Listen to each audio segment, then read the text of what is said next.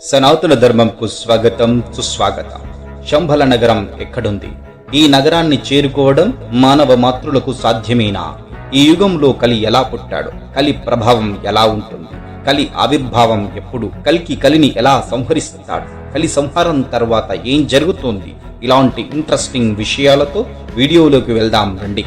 భారతదేశానికి పెట్టని కోడలా ఉన్న హిమాలయాలలో ఇప్పటికీ అంతుచిక్కని రహస్యాలు దాగి ఉన్నాయి. కొన్ని భారతీయ గ్రంథాలు, బౌద్ధ గ్రంథాలలో రాసిన దానిని బట్టి హిమాలయాలలో ఓ నగరం ఉందని, దాని పేరు శంభల అని పురాణాలు చెబుతున్నాయి. హిమాలయాలలో ఎవరికీ కనిపించకుండా దాగిన శంభల నగరంలో ప్రతి పౌర్ణమికి అక్కడ విచిత్రమైన సంఘటనలు జరుగుతాయని చెబుతారు. ఇక్కడ 12 అడుగుల పొడవుండే మనుషులు కొన్ని వేల సంవత్సరాల వయసు ఉంటారు. ఇక్కడ వారందరూ మన సనాతన ధర్మాన్ని పాటిస్తూ ఉంటారు. ఈ ప్రదేశాన్ని కనుక్కోవడానికి ప్రపంచాన్ని వణికించిన నియంత హిట్లర్ ఈ ప్రదేశం గురించి వెతికి అలిసిపోయాడు. అయితే శంభల నగరం ఆవిర్భావం గురించి తెలుసుకుందాం. హిందువులు భక్తితో పూజించే విష్ణుమూర్తి ధర్మ రక్షణకై 9 అవతారాలనెత్తి అసురులను సంహరించాడని మన పురాణాలు చెబుతున్నాయి. కలియుగంలో పెరిగిపోతున్న పాపాలను అంతమొందించి ధర్మ సంస్థాపన చేయటానికి శ్రీ మహావిష్ణువు కల్కిగా 10వ అవతారంగా అవతరిస్తాడని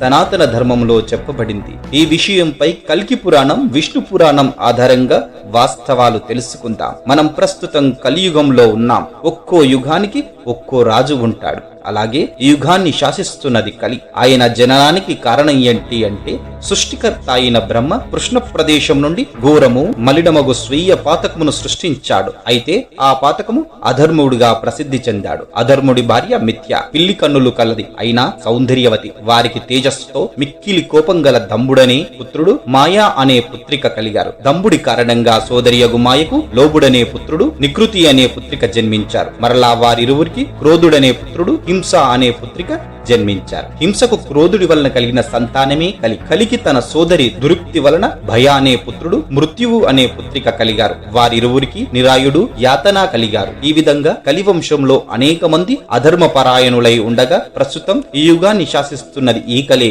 ఆయన కాటుక వలె నల్లగా ఉంటాడు. కాకిపొట్ట, నల్లని ముఖం, వ్రేలాడే నాలుకతో అతి భయంకరంగా ఉంటాడు. కలి రాజ్యం ఆరంభంలో జనులు క్రమేణా దురాచారులై, తల్లిదండ్రులను హింసిస్తూ, పాప పరాయణులై, వంచకులై, బ్రాహ్మణ వంశమున పుట్టిన వారు వేద శాస్త్రమునకు దూరమై జీవిస్తారు. జనులు మాంస విక్రయము చేయుచు క్రూరులై, కామతత్పరులై, ఉదర తృప్తియే లక్ష్యంగా జీవించెదరు. స్త్రీలు తమ భర్తల యందు అనురాగము లేకుండా వేశ్యాలాపముతో సుఖపడెదరు. కలియుగము 2వ పాదమునకు వచ్చేటప్పటికి జనులు భగవంతుని నామాన్ని కూడా మరిచి ప్రవర్తిస్తారు. 3వ పాదంలో వర్ణ సాంకర్యం జరుగుతుంది. 4వ పాదంలో బ్రాహ్మణాది 4 వర్ణములు కలిసి ఒక వర్ణమేర్పడి దైవ స్మరణను విడిచిపెడతారు. 6 సంవత్సరాలకి స్త్రీ పిల్లలను కని 16 సంవత్సరాలకు ముసిలిదై 20 సంవత్సరాలకు మరణిస్తుంది. జనుల ఆయుర్దాయం తగ్గిపోతుంది. యజ్ఞయాగాదులను మర్చి నీచపు భోగాలతో జీవిస్తారు. 100 సంవత్సరాలు వర్షాలు కురవక నానా అవస్థలు పడతారు. కలియుగం ఈ విధంగా ఉండబోతోందని మన పురాణాలలో స్పష్టంగా ఉంది. అయితే మనం కలియుగ ప్రారంభంలో ఉన్నట్టు అర్థమవుతుంది. ప్రస్తుత సమాజంలో మోసం, అసూయ, క్రోధాలకు బానిసలై నాస్తికులుగా మారుతూ తల్లిదండ్రులను పట్టించుకోకుండా స్వార్థపూరితంగా జీవితాలను సాగిస్తున్న వారు చాలా మంది ఉన్నారు. ఈ విధంగా అధర్మం, అన్యాయం పేట్రేగిపోయే సమయంలో శ్రీ మహావిష్ణువు తన 10వ అవతారం ఎత్తుతాడు. అయితే పాపాల పుట్టగా మారిన ఈ ప్రపంచంలో భగవంతుడు ఏ విధంగా జన్మిస్తాడు, ఎక్కడ జన్మిస్తాడు అనే అనుమానాలు రాకమానవు. కలిని సంహరించడానికి విష్ణువు కల్కిగా అవతరించే పవిత్ర ప్రాంతమైన శంభల గురించి, భవిష్యత్తులో జరగబోయే ఆయన జననం గురించి తెలుసుకుందాం. భవిష్యత్తులో కలి ప్రభావం చేత కామ క్రోధాలతో, అసూయ, అన్యాయం, అధర్మాలతో భూలోక భారం పెరిగిపోతుంది. దాంతో సహించలేని సాధు సత్పురుషులు, దేవతలందరూ కలిసి బ్రహ్మలోకానికి చేరుకొని కలి వలన జరిగే ధర్మహాని గురించి బ్రహ్మకు వివరిస్తారు. అందుకు బ్రహ్మ శ్రీ మహావిష్ణువే దీనికి పరిష్కరిస్తారని దేవతలందరితో సహా వైకుంఠానికి వెళ్తారు. భూలోకంలో జరిగే కార్యాలన్నింటినీ బ్రహ్మ విష్ణువు వివరించగా, అందుకు శ్రీ మహావిష్ణువు నేను శంభల నగరమున విష్ణు యశస్సు సుమతి దంపతులకు జన్మించి పాప సంహారం చేసి ధర్మ సంస్థాపన చేస్తాను. మీరందరూ నా బంధుమిత్రులుగా మీ యొక్క అంశలతో జన్మించండి. నా ప్రియ సఖి అయిన లక్ష్మీదేవి సింహల దేశమందు బృహద్రత కౌముది దంపతుల గర్భంలో పద్మగా జన్మిస్తుంది. కలిని సంహరించి తిరిగి వైకుంఠమునకు వస్తాను అని వివరించినట్లు వ్యాస మహర్షి రచించిన కల్కి పురాణం ప్రథమ అంశం 2వ అధ్యాయంలో స్పష్టంగా ఉంది. అయితే విష్ణుమూర్తి పేర్కొన్న ఆ శంభల నగరం భూలోక స్వర్గంగా పేరుగాంచింది. హిమాలయ పర్వతాలకు గోబి ఎడారికి మధ్యగా మానస సరోవరానికి సమీపంలో ఉన్న మహిమాన్విత మాయానగరమే ఆ శంభల. అక్కడే ద్వాపర యుగం నుండి సజీవంగా ఉన్న అశ్వత్థామ, పరశురామ, మార్కండేయుడు, వ్యాసుడు వంటి మహాపురుషులు, యోగులు, ఋషులు నివసిస్తున్నారు. శంభల అనే నగరం బాహ్య ప్రపంచానికి కనిపించని ఆధ్యాత్మిక ప్రపంచం. దీని గురించి అనేక మంది పాశ్చాత్యులు సైతం అన్వేషిస్తూనే ఉన్నారు. ఆ ప్రాంతాన్ని, ఆ సుందర నగరాన్ని చూడాలన్నా, అక్కడకు చేరుకోవాలన్నా ఎంతో యోగం ఉంటే కాని సాధ్యం కాదు. అక్కడ నివసించే యోగులు, మునులు సుఖ సంతోషాలతో, ఆయురారోగ్యాలతో మహిమాన్వితులై జీవిస్తున్నారు. ఆ ప్రాంతం ప్రపంచంలో ఏ ఇతర ఆధునిక ప్రాంతానికి తీసిపోదని అక్కడి వారు టెలిపతితో ప్రపంచంలోని ఎక్కడి వారితోనైనా సంభాషించగలరని, ప్రపంచంలో జరిగే అభివృద్ధి అయినా విధ్వంసమైన క్షణాల్లో వారికి తెలిసిపోతుందని అంటారు. దేవతలు నడయాడి ఆ ప్రాంతాన్ని సందర్శించిన కొంతమంది మహానుభావుల వివరణ ప్రకారం శంభల చాలా ఆహ్లాదకరంగా ఉంటుంది. 8 రేఖల భారీ కల్వ పువ్వు ఎలా ఉంటుందో శంభల నగరం కూడా ఆ ఆకారంలోనే ఉంటుంది. అంతటి అద్భుత ఆధ్యాత్మిక నగరంలో నివసించే విష్ణు యశస్సు సుమతి దంపతులకు వైశాఖ శుక్ల ద్వాదశి నాడు శ్రీ మహావిష్ణువు జన్మిస్తాడు.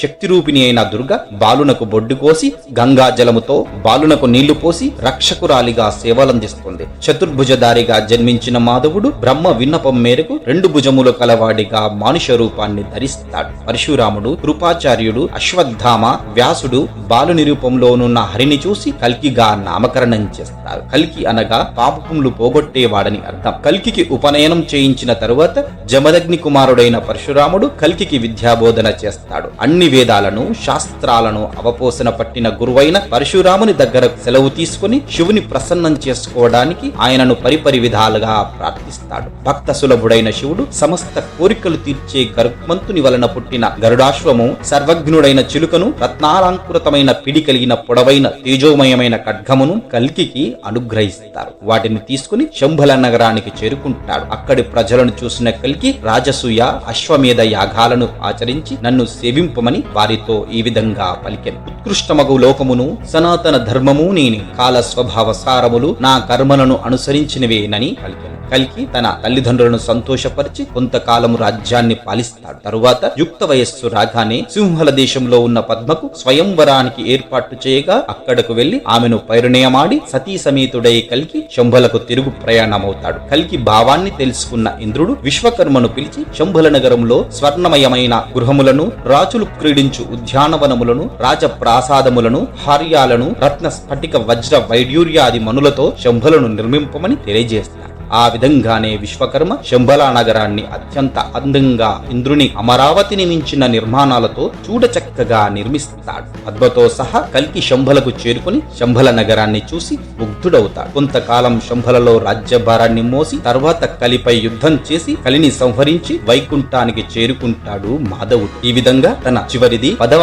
అవతారాన్నెత్తి ధర్మ సంస్థాపన చేసి చంద్రవంశమున పుట్టిన దేవాపిని, సూర్యవంశమున పుట్టిన మారుని రాజులుగా నియమించి మరలా సత్యయుగాన్ని స్థాపిస్తాడు. బుద్ధుడు రచించిన కాలచక్ర తంత్రం అనే బౌద్ధ గ్రంథంలోనూ శంభల గురించి ఉంది. కల్కి భగవానుడి గురించి అందులో కలికిరాజుగా ప్రస్తావించడం జరిగింది. మన సనాతన ధర్మాన్ని మించిన ధర్మం లేదు. మన ఆచార వ్యవహారాలు మూఢనమ్మకాలు కావు. చెప్పుడు మాటలు విని ప్రలోభాలకు లోనై పరధర్మాన్ని అవలంబించి కలి ప్రభావాన్ని బలపరచకండి. ధర్మో రక్షతి రక్షిత.